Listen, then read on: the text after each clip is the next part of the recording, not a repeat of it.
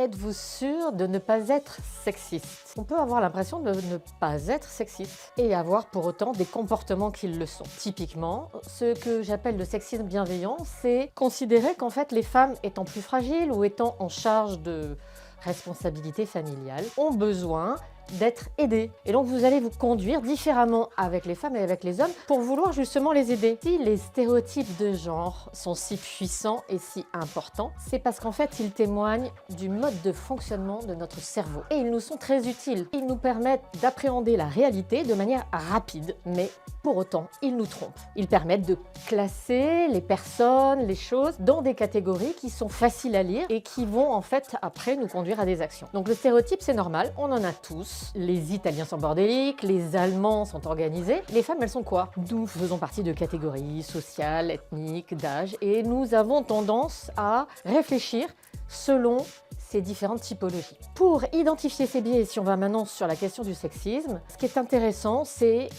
identifier ces biais en lien avec le pouvoir. Est-ce que vous pensez que les hommes sont plus à même d'occuper des fonctions de pouvoir que les femmes?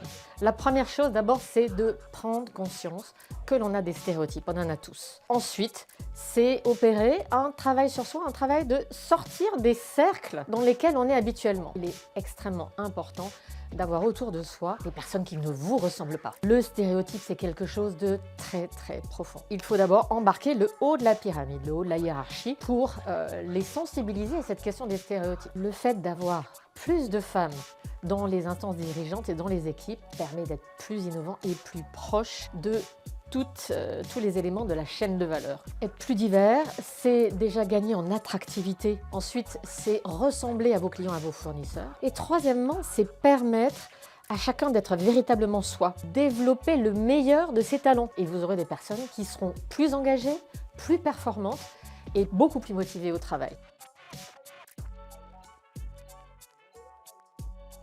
T'en penses quoi? Je lui envoie le test à Donald Trump?